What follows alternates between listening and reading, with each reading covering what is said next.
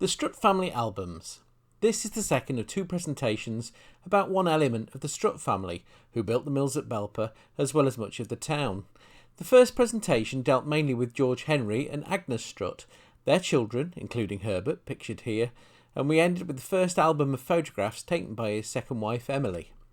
For more than any other generation of the Strutt family, we're able to see what life was like for Herbert and Emily's children thanks to Emily's photography skills, chiefly in use over the summers from 1908 onwards. From the albums, we can see when the children were at home, the family home being Makeney House, now better known as Makeney Hall, and when they would visit Herbert and Emily's other homes. In Wales, at Rhyl, in a house called Glen Sander that Herbert had specially built, and in Scotland, on the King Airlock estate, bought by Herbert in May 1902, a few years after selling the family's textile business to the English Sewing Cotton Company. We pick up the pictorial story in September 1912 at the end of their annual summer stay in King Airlock. By this stage, Herbert, on the left, is comfortably wearing a striking outfit he'd have been unlikely to have used in Derbyshire, where he was a council leader and required to project a more sombre demeanour. At his shoulder is his youngest child from his first marriage, Anthony, shortly to return to Harrow for his schooling, and a number of friends and family. Note the number of cameras on show. Photography was certainly popular amongst this circle at the time. Here, Herbert is filling his pipe with a few of the men from the party. We can't be sure of the identities for all the guests who visited King Airlock over the years, but the current owners have a visitors book that has survived from that time. It seems to have been started in 1885, probably at Makeney, then gone with the family to their original Scottish holiday home, Auchinglas, and back and forth until they bought King Airlock, where it eventually settled.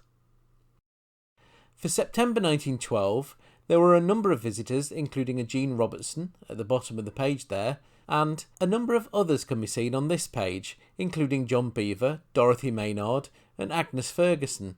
Some of the names are a little hard to decipher.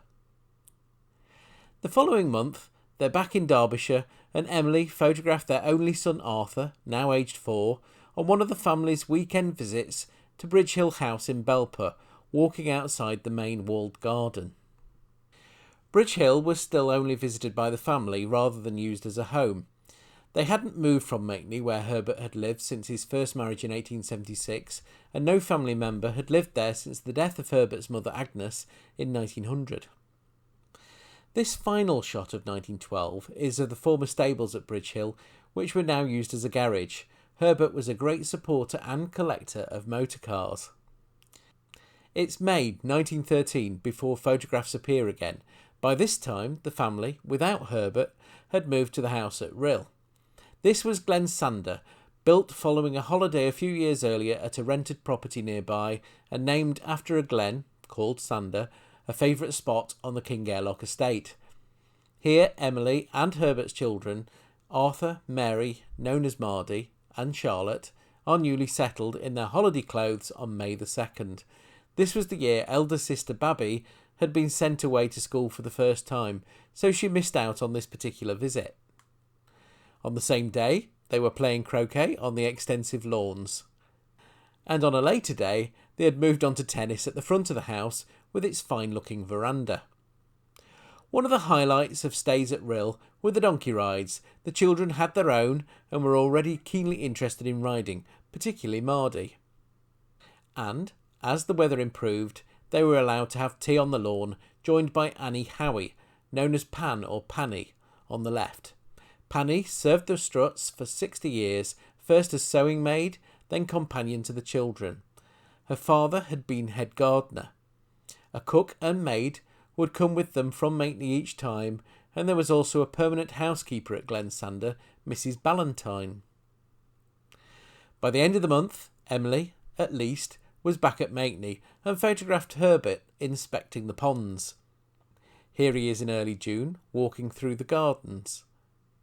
There was certainly plenty of room to walk at Makeney, and Emily took this photograph while walking the banks of the Derwent nearby.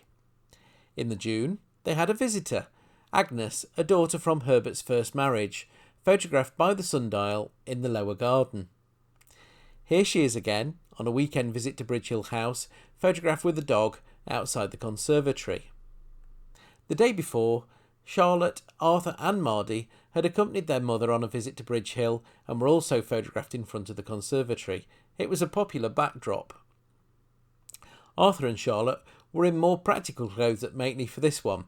The children were taught to ride from an early age and had their own ponies. Ending June, back at Bridge Hill for a Sunday stroll, we see Herbert with each of the children from his second marriage: Babby, now back from school, Mardy, Charlotte and Arthur. In July, the time for moving to Kingairloch was rapidly approaching, but first there was Charlotte's 7th birthday, and her mother photographed her once more outside that Bridge Hill conservatory. The following day, the children enjoyed an informal picnic before the journey to Kingairloch. Once in Scotland, it was picnics by the loch. A small, simple building, perhaps for changing into swimwear, can be seen behind. For Herbert, it was a chance to return to his more striking leisure wear, and for time with family and friends. The circular bench at Kingairloch was as popular a spot for photography as ever. The bench, we're told, still survives, now in the walled garden at the rear of the house. In early August, Herbert and Emily seem to have travelled in their steam yacht Sander around the Western Isles of Scotland. Emily recorded the trip with a number of photographs, and there's certainly no sign of the children. Here she photographed the ruined abbey at Iona on August the 3rd. Time to shoot again for Herbert, joined again by visitors including Anthony, once more returned from Harrow. There were different sports for the children, including fishing for Mardy, and in the quieter moments, more picnics. Spot the bottles on the right by the rock. Arthur loved Kingairloch from an early age, and that's perhaps because his birthday, 29th of August, was usually celebrated at the family's Scottish home. Here he is on his 5th birthday in 1913. With the arrival of September, their Scottish holidays were coming to a close again. Herbert's oldest son, George Strutt, joined them for the end of the holiday season. This allowed for a photograph of a larger than usual family gathering at the circular seat, with Arthur sat on his older brother's knee, and on the right Lucy and Agnes, two of Herbert's daughters from his first marriage. Departure from Kingairloch was of course by boat. The family first had to board a rowing boat. They were then rowed out to the steam yacht Sander, which took them to Oban for the train journey home. Herbert was rightly proud of Sander, which was 150 feet long and 22 feet broad, and his smaller boat, Galma. By 1913, the annual cost of maintaining both boats had risen to £1,346, an enormous amount at the time. Just 16 months later, in January 1915, Herbert handed Sander on loan to the Navy as part of the war effort. Painted in naval colours and fitted with guns, it sadly never returned to the Strutt family. On the 25th of September 1915, during a German attack off the Belgian coast, it was sunk with its captain on board. We don't rejoin the family until March of 1914, when Charlotte and Mardy, at least, were back in Rhyl with their mother and photographed behind the house, off to visit their donkeys. Note the local hospital on the opposite side of Alexandra Road. The building is still there today. For Easter, Anthony was again back from Harrow and staying with the family at Makeney. Babby, Charlotte and Mardy were all dressed alike for an Easter Sunday photograph with Herbert. And then it's June before Emily seems to pick up her camera again for a visit to the Bridge Hill House gardens. She was joined by all her children, the girls all in matching outfits again, and photographed them not outside the conservatory this time, but by the substantial gateposts at the rear of the Bridge Hill estate. Herbert was there too, photographed with Arthur on the other side of the iron gates, with one of the Bridge Hill glasshouses behind them. Each glasshouse had a specific function: one with a stove for tropical plants, the azalea house where orchards were also grown, the melon house for melons and cucumbers, a cooler house for geraniums and spring bulbs, a carnation house, a vinery for figs and grapes, a peach house which also grew nectarines, and the tomato house built against the kitchen wall. Another visit to Bridge Hill in June 1914, and possibly Emily's last photograph before war began in early August, and it saw the children with large toy dogs on wheels to ride on one of the lawn terraces. All 3 children were recovering from colds. Mardy's 9th birthday was on June the 15th, but had to be postponed because she, Charlotte and Arthur were full of cold. Mardy, on the left, received a bicycle from her father and a wristwatch from her mother. So, to war. Herbert and Emily had only been at Kingairloch for a short time when the Great War suddenly erupted. They decided to return to Belper as quickly as it could be arranged. Emily had chanced to take a couple of photographs before their time at Kingairloch was curtailed. One of the 4 children, girls in matching outfits, Arthur in a kilt.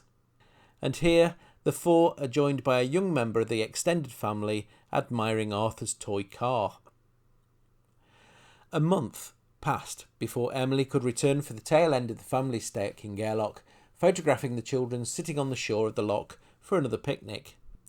On to the next album, the Wartime album.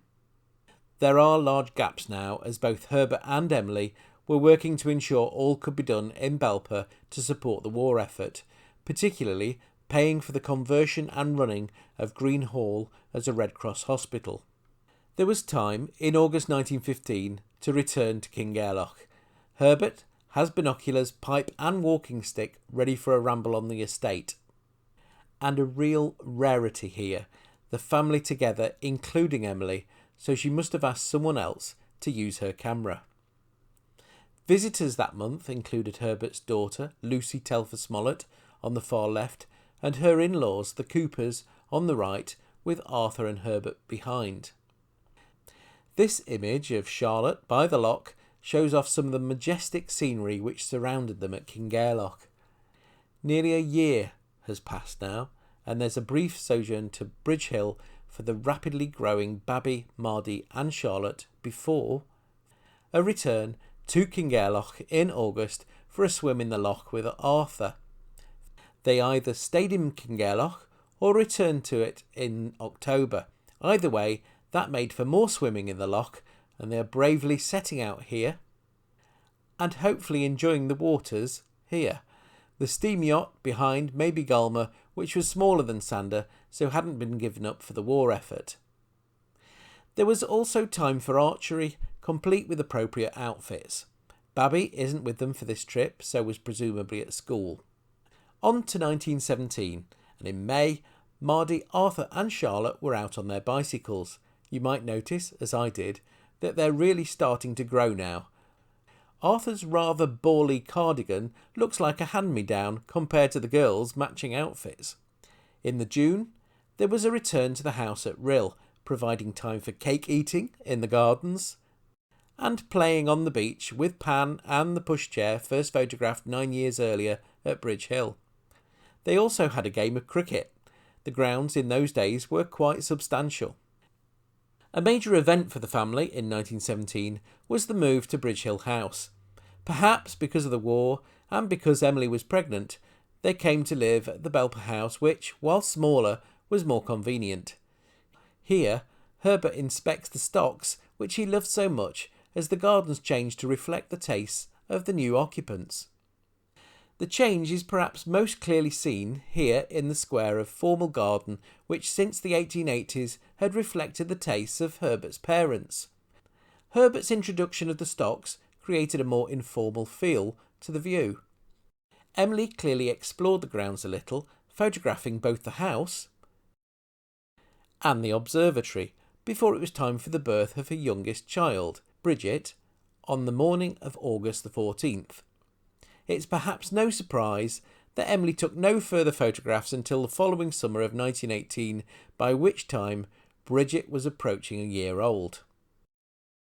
Emily photographed her with her sisters and father outside Bridge Hill House in the July before the move to Kingairloch, where Herbert is holding Bridget up at the front door as he had with Arthur 9 years earlier. This group photograph from late August provides us with a wonderful grin from Bridget, and then it was time to put baby back in her pram before another was taken. Arthur, as usual, had his birthday at Kingairloch, now his 10th. before heading down to the loch for another swim in the final photograph of the holiday season and the last taken by Emily before war's end. So we move on to April the 19th, with Arthur on his pony outside Bridge Hill House. In the May, the younger children move to Rill again, and Arthur is on his knees to get in shot with little Bridget. The Edith Vizard Memorial Nurses' Home can be seen in the distance. Here's Bridget standing outside Glensander, the Rill house, in May 1919.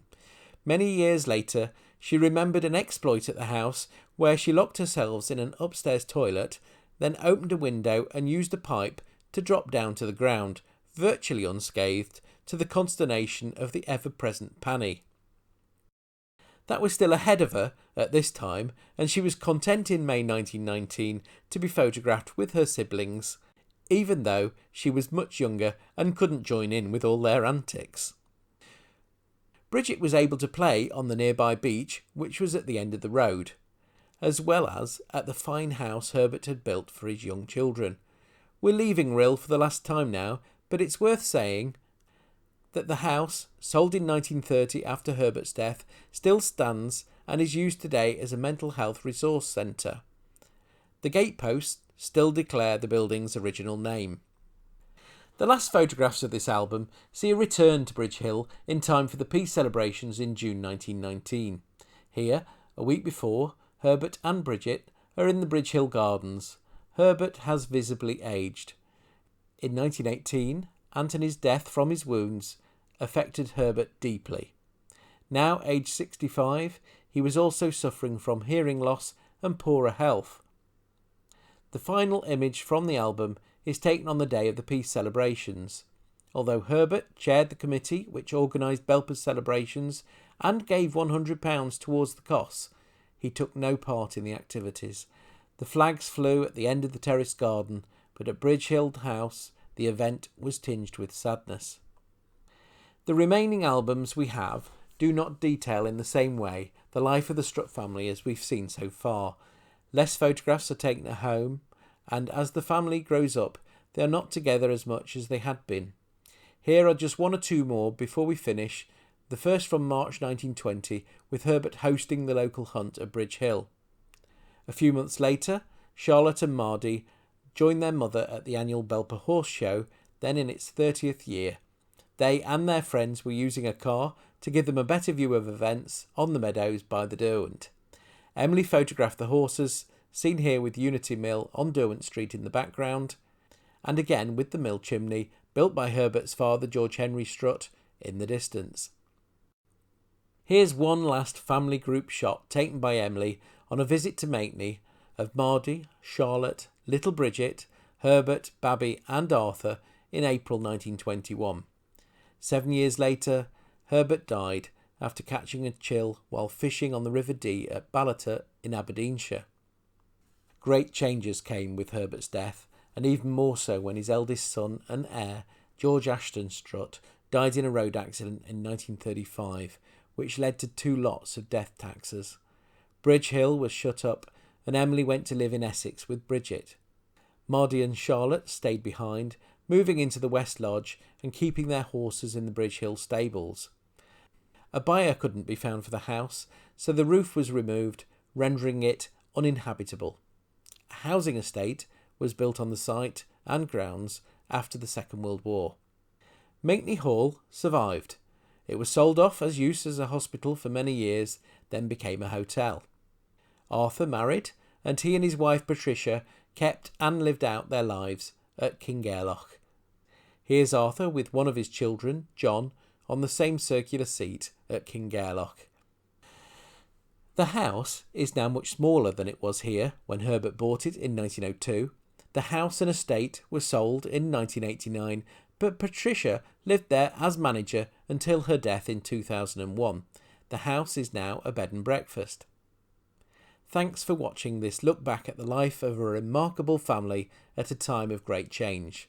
There is, obviously, so much more to be said about the family and what happened after Herbert's death, but that perhaps is for another time. Thank you to all who helped with images for this presentation, particularly Derbyshire Record Office, where the albums are now available for public viewing, Lynn and Michael Ryan, and Alan Ford for helping us secure those albums, and Christopher and Jane Nightingale for photographing the visitor book on the recent stay at King Airlock.